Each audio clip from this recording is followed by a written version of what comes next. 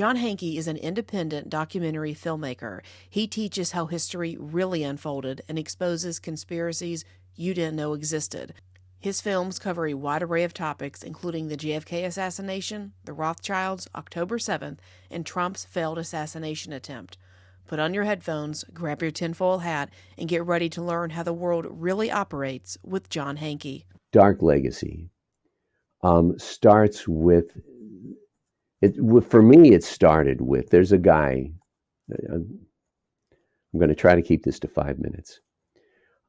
Joseph McBride writes about movies. That's his thing. He's a researcher who writes about Hollywood and about movies, and he's in the Hollywood library and he's going through all of this stuff, and this is what he does all day every day. And one day I can identify with this.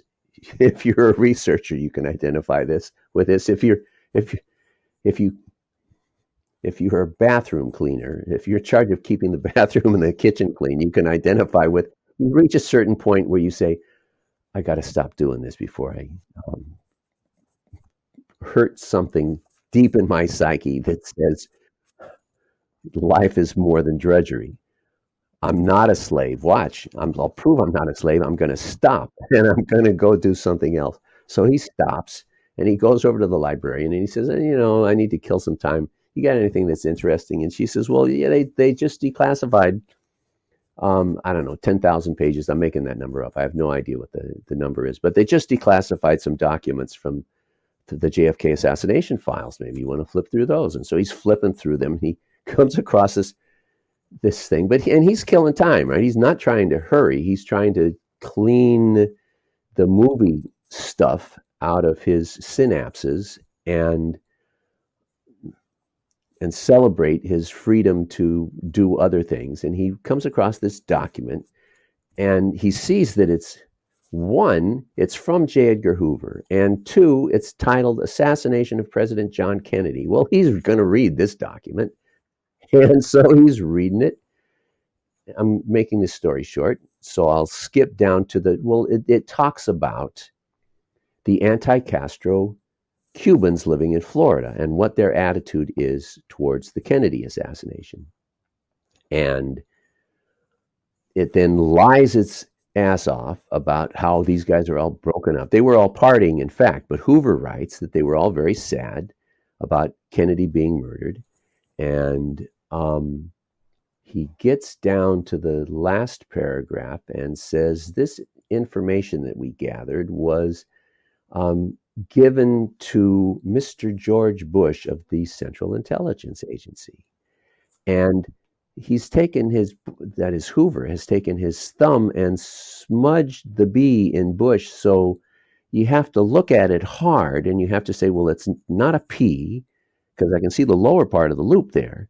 And, it's not a G and it's not any other letter of the alphabet. It has to be a B. That's Mr. George Bush of the Central Intelligence Agency.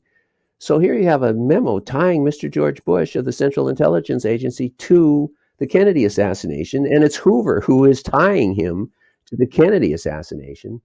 And, I went 99 feet and 11 3/4 inches to the bottom of all of the research that you can do trying to establish that this was the George Bush, because he claimed that it wasn't. And it's a 90-minute movie, and it's full of all of this detail showing that beyond question, that's the guy. But they're talking to him about the anti-Castro Cubans.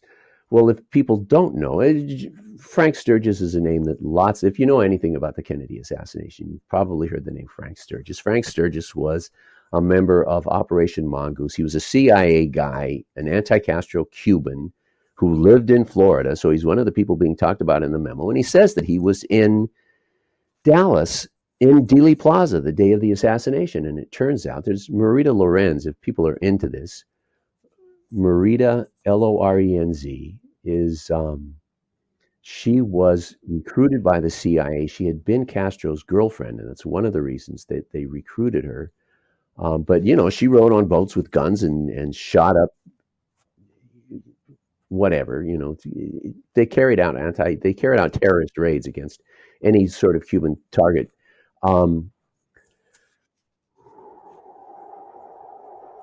So there's another.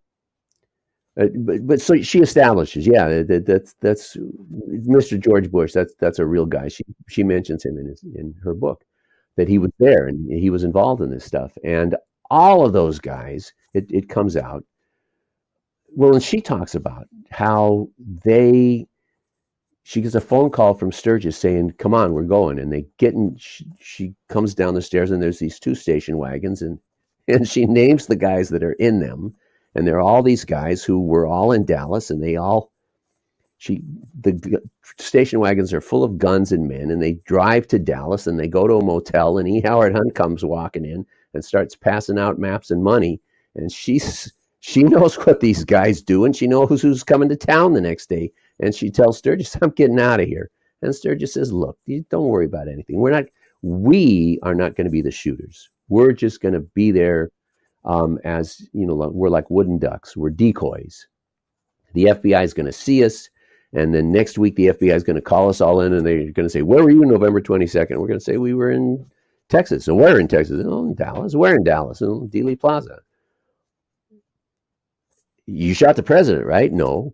And that's it. That's the end, right? Because the FBI the guys who assassinated Kennedy did a good job, I think, in shielding the shooters from the FBI. I don't believe that the FBI knew who the shooters were.